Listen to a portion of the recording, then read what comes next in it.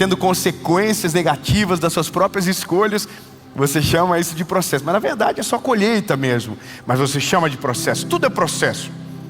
A gente só não chama de processo as coisas boas. A gente só não chama de processo quando prospera. A gente não chama de processo quando tem um filho. A gente não chama de processo quando a gente casa. Porque para nós processo está conectado com coisas ruins. Mas na verdade o processo é tudo aquilo que gera um aprendizado. E essa é a questão importante. O processo que a gente se prendeu ao longo da vida, ele está conectado a uma palavra de dor, sabe, aquela sensação de angústia, atraso, que você fica inquieto e parece que não vai a vida, e você diz que está num processo. Aliás, tem gente que está vivendo no processo, diz que está no processo há muitos anos. Mas o que eu queria que você compreendesse com essa palavra é que na verdade tudo aquilo que você vive produzido pelo Senhor é uma aula. Tudo aquilo que você vive em Cristo com o Senhor tem um aprendizado poderoso para a sua vida.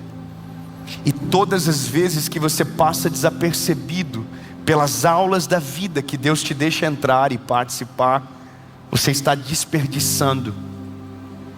É interessante mudar o tema, sabe? Mudar a perspectiva.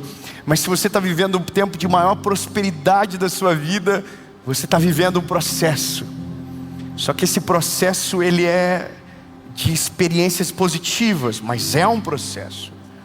Porque você não é só forjado nos dias difíceis, você também é forjado nos dias bons. Deus te treina, te sonda e te conhece, não só quando a casa cai, mas também quando a casa é edificada. Um coração não se descobre só quando tudo dá errado, mas também quando tudo dá certo. Vai parecer loucura o que eu vou dizer agora, mas você conhece muito mais um homem quando ele está bem sucedido, de que quando ele está na lama. Porque na lama ele está doído, ele está frágil. Mas quando ele está por cima, então ali você sabe do coração dele, se ele é altivo, se ele é prepotente, se ele é arrogante. É ali que você conhece. Lembra daquela máxima que é conhecer um homem e dê poder a ele? Então quando a gente muda a perspectiva, a gente entende que o desperdício é passar pela vida produzida pelo Senhor e não aprender rápido as coisas necessárias. É você não compreender aquilo que Deus está querendo falar com você agora. Sabe, no dia bom, aonde o sol nasceu e a chuva não caiu. Eu quero usar algo que Deus ministrou ao meu coração de uma maneira muito profunda, enquanto essa série do Mentoria de Vida nascia. O texto é de Mateus, capítulo de número 26, verso de número 24. Se você puder abrir, abra por gentileza. Mateus, capítulo 26, verso 24 diz o seguinte: o Filho do Homem vai, conforme está escrito a seu respeito, mas ai daquele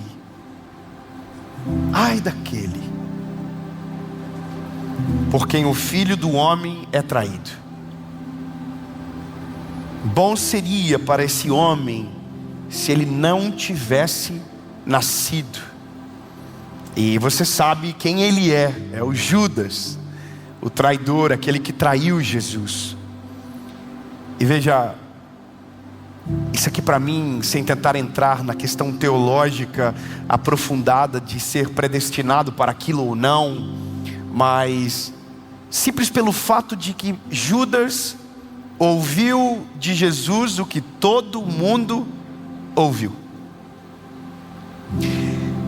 Judas viu a água transformar em vinho, Judas viu muita coisa acontecer. Ele viu Pedro andando sobre as águas, ele viu o pão e o peixe sendo multiplicado, ele viu todos os milagres de Jesus, ele aprendeu, ele ouviu, ele dormiu ao lado, ele acordou ao lado, e ele no final virou as costas.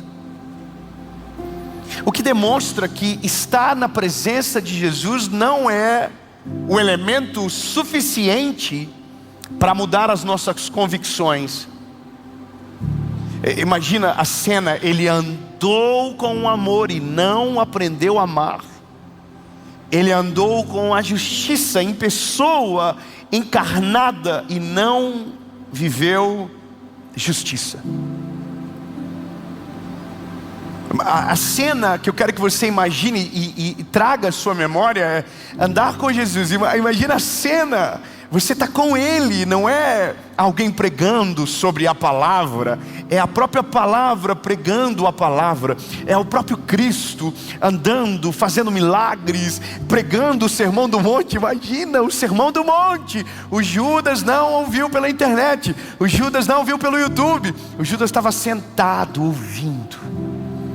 Judas sentiu o cheiro dele, Judas tocava nele, Judas viu tudo. Testemunho ocular das profecias, das palavras, dos milagres. E esse homem, no final, traiu ele.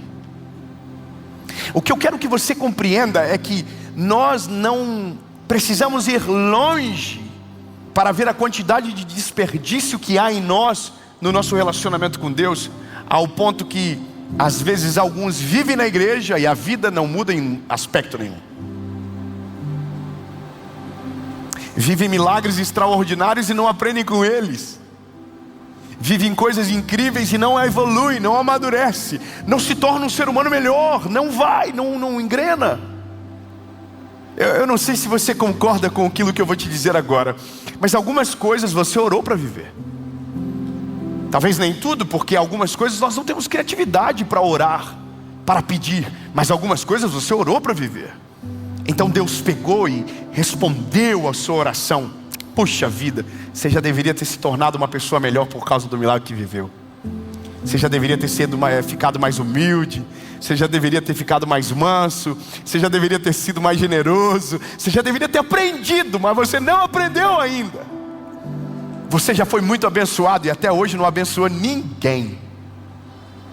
Você já experimentou da prosperidade do Senhor e até hoje não estendeu a mão para alguém. Sabe por quê? Porque você está vivendo e não está aprendendo. Você está desfrutando e não está entendendo que tudo aquilo que Deus deixa você viver é um ensinamento para que você vá mais longe, para que você amadureça, para que você não desperdice nada daquilo que Deus permite você viver. Entenda o processo. Quando a gente ouve e arrepia, mas às vezes a gente está vivendo um processo extraordinário e não está aprendendo nada com ele.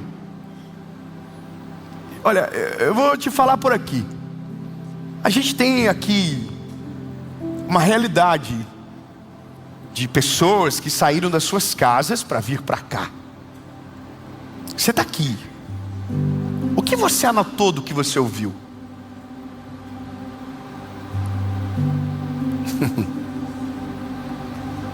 Já parou para pensar que a gente confia na nossa memória e bem poucos têm a cultura de anotar aquilo que viveu e que ouve?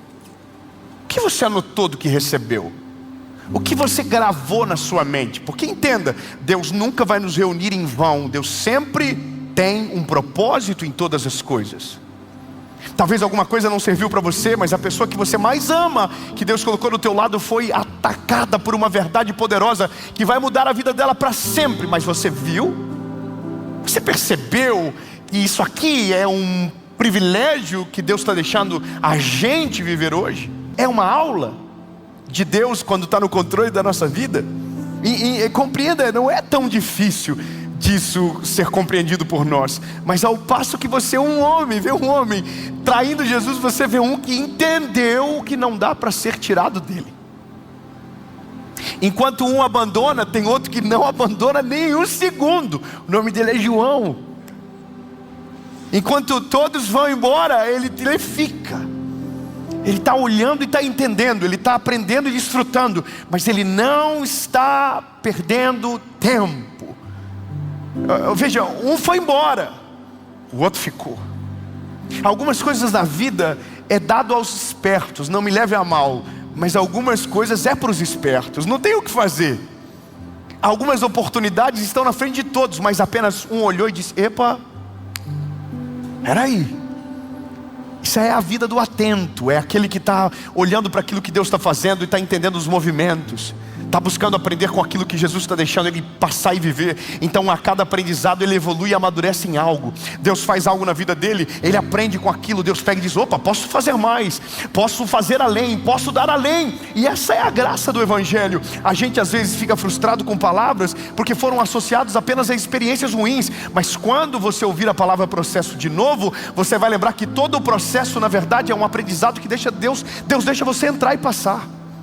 Só que nem todo aprendizado precisa de dor, nem todo aprendizado precisa de luto, nem todo aprendizado, claro, eu sei o que a Bíblia diz, há mais consciência, há mais reflexão na casa onde há luto do que na que há festa. Mas tem gente que não precisa de luto para aprender. Tem gente que com uma porção de graça do Senhor aprende e não desperdiça.